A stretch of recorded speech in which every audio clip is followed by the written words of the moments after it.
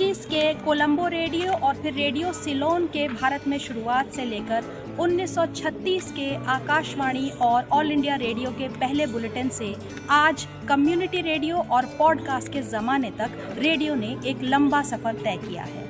इसी सफ़र के बारे में कुछ जानकारी अपने ही महाविद्यालय के प्रांगण में जुटाते हुए आज हमारे पत्रकारिता और जनसंचार विभाग के बहुत सारे छात्र अपने ही टीचर्स, स्टूडेंट्स और कैंपस के विभिन्न पक्षों का मत लेते हुए आज आपको दिखाई देंगे। हमारा एक छोटा सा प्रयास अपने ही कैंपस की लहर आप सबके समक्ष प्रस्तुत करने की।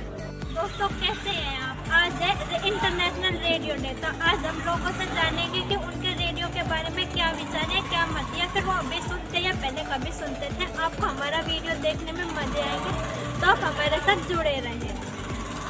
रिगार्डिंग रेडियो मतलब मैं अगर अपनी पास्ट की बात करूं तो हमारे लिए रेडियो ही एक ऐसा साधन होता था कि जिससे हमें लगता था शायद म्यूज़िक या कोई एंटरटेनमेंट का source. Because when I was in I think 10th standard, up to that कोई टीवी किसी घर में नहीं होता था।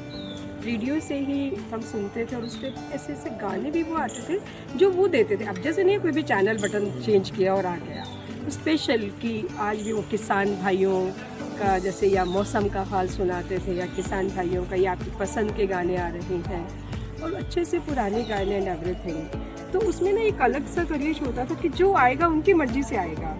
आज आपका अपना मन है, आपको टीवी पे, रेडियो पे, एफएम पे, जिस पे भी जो देखना है कि आप कुछ भी देख लोगे। तो आपको ऐसे नहीं है, वो नहीं होता अंदर से एंथुसियाज्म कि पता नहीं क्या दिखा देंगे। तो मेरे ख्याल से वो टाइम ज़्यादा बेटर था कि आपको पता नहीं, बस आप सुनने के लिए बैठे होते आप। नाउअडेज आपका ये मन है कि मुझे अभी स्टार प्लस देखना है तो उस पर आप दबा दो। रेडियो पे भी है, आपको एफएम देखना है, उसमें अलग अलग जो चैनल्स उस पर भी आने लगे हैं। तो आई तो स्टिल एंजॉय दैट टाइम, और मेरे घर में आज भी रखा हुआ है रेडियो। वो बात अलग है कि मैं इसको चलाती नहीं। और उसी के साथ साथ जो टेप रिकॉर्डर होता था उसमें जो कैसेट्स बदलते थे, तो I have that cassette recorder also and cassettes also. तो उसका एक अलग अपना चार्म था। हम केएलपी कॉलेज के स्टाफ रूम के बाहर खड़े और आज हम यहाँ के टीचर से जानेंगे उनका रेडियो के बारे में कैसा क्या विचार है, और हमारे साथ इस चीज़ के लिए जुड़े रहें।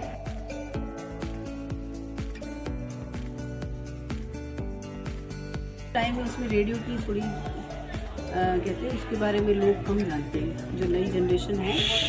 और रेडियो हम जो भी खबर आती है उसको सुनते हैं, लेकिन टीवी देखते हैं, मोबाइल चलाते हैं, उसमें हमारी आँखें और हमारे हाथ और चीज़ें जो है वो ज़्यादा इफ़ेक्ट करती हैं या प्रभावित करती हैं। तो मेरा ऐसा मानना है कि रेडियो जो पहले जितना महत्व था आज भी उतना ही महत्व मेरे लिए। मैं ऐसा मानती हूँ कि उसको वापस स्टार्ट होना चाहिए और आज की जनरेशन को बताना चाहिए। मैं अपनी तरफ से बताना चाहती हूँ कि रेडियो का यूज़ करना चाहिए, प्रयोग करो। और अच्छा रहा है मुझे 92.7 माय फेवरेट रेडियो चैनल है। आप कौन से डिपार्टमेंट से हो? थोड़ा तेज। तो आप रेडियो सुनते हैं? हाँ, रेडियो मतलब फ़ोन पे ही सुना है। तो कैसा रहा आपका एक्सपीरियंस? ठीक है, कनेक्टिविटी की बड़ी प्रॉब्लम रहती है। अच्छा। रेडियो में पहले तो जब मैं छोटा था तब मेरे चाचा जी आकाशवाणी और रेडियो एफएम सुबह 7 बजे चलाते रहते थे और 9 बजे तक चलता था।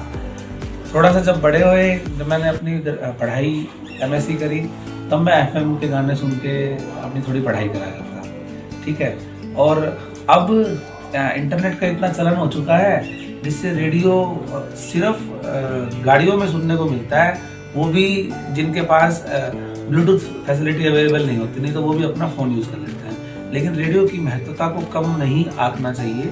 रेडियो हमारे जीवन का एक वो पल है, वो समय बिताया है हमने जिनसे हम पढ़कर बड़े हुए हैं। लेकिन आज की जनरेशन रेडियो को नहीं समझ पाएगी, ना उनको पता है। तो हमें इसको जागरूक करने के लिए कुछ अभियान भी चलाना चाहिए। आजकल रेडियो चलता तो है सिर्फ एडवर्टीजमेंट्स के लिए।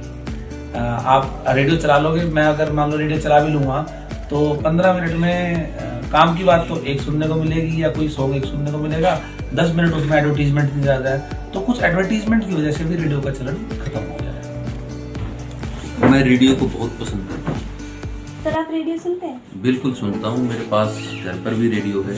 मैंने 3-4 रेडियो खरीदे हैं, लेकिन उन सभी में रेडियो में एक कमी ये रह गई है कि जो AM जो एयर वाला जो स्टेशन जो होते हैं उनकी रेंज नहीं है यहाँ पर। ये सबसे भारी प्रॉब्लम है, खासकर इस रेवाड़ी एरिया में नहीं है। जब मैं रोहतक साइड में जाता हूँ या हिसार साइड जाता हूँ, रेडियो साथ होता है मेरे, मैं वहाँ रेडियो खूब सुनता हूँ।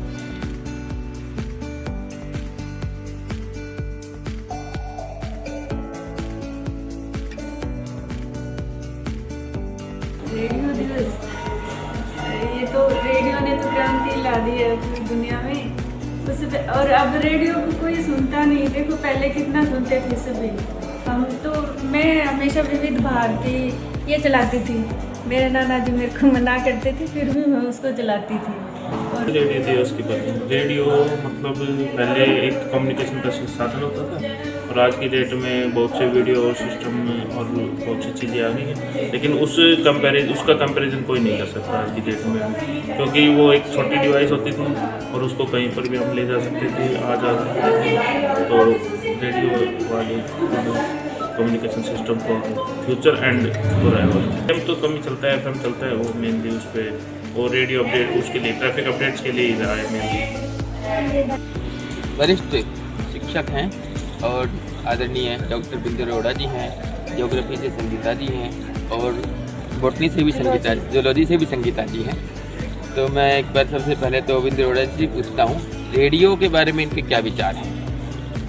Actually, I think these days radio is almost obsolete for the new generation because they are more addicted to mobile and all, and I think there should be revival of radio, क्योंकि radio का जो craze था और radio का जो vision है, I think वो फिर से आना चाहिए। बिल्कुल, इस बात के लिए मैं भी समर्थन करता हूँ आपको, और हम विश करते हैं कि आप जो सोच रहे हो वैसा ही हो।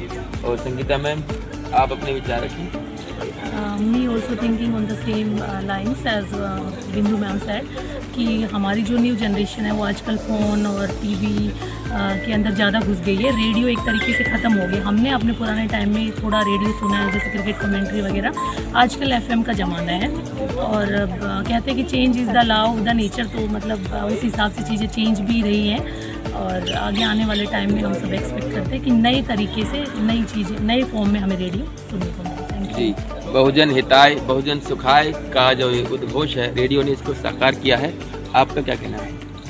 मैं यही कहूँगी कि रेडियो का ज़माना कभी शायद गया ही नहीं, क्योंकि रेडियो आज भी FM की फॉर्म में लोग बहुत सुनते हैं, चाहे कितने ही म्यूज़िक सुन लें, कुछ सुन लें, लेकिन जो जेन्युइन न्यूज़ होती है या जेन्युइन अगर कोई भी टॉक जो करते हैं लोग, वो ज़्यादातर या कोई मैसेज छोड़ते हैं तो वो FM के ज़रिए छोड़ते हैं। रेडियो पहले नो डाउट कि एक बहुत अच्छा कम्युनिकेशन का साधन था, जिन्होंने नॉलेज भी लोगों की बहुत अपडेट होती थी, कमेंट्रीज़ भी सुनने को मिलती थी, तो लोगों में एक चार्म था, क्योंकि मीडिया का इतना ज़्यादा और कोई सोर्स नहीं था। पर धीरे धीरे मोबाइल फ़ोन के कारण ये सारी चीज़ें जो हमारी एंशिएंट की तरफ जाती जा रही है, उन्हें हमें वापस लेके आना इस युग की तरफ, ताकि लोगों को, बच्चों को ये समझ में आए कि ये एक छोटी सी चीज़ जो रेडियो संचार का माध्यम है, आज भी उसका कोई मुकाबला नहीं, यूनिक है। ये नई नई जो जानकारी है, जो हमें जीवन की रोज़ की घटनाओं से रूबरू कराती है, हमें जीने के नए नए आयाम देती है, ये सब हमें रेडियो के माध्यम से पहले भी मिलती थी और आज भी मिलती है और भविष्य में भी मिलती रहेगी। मैं ये जी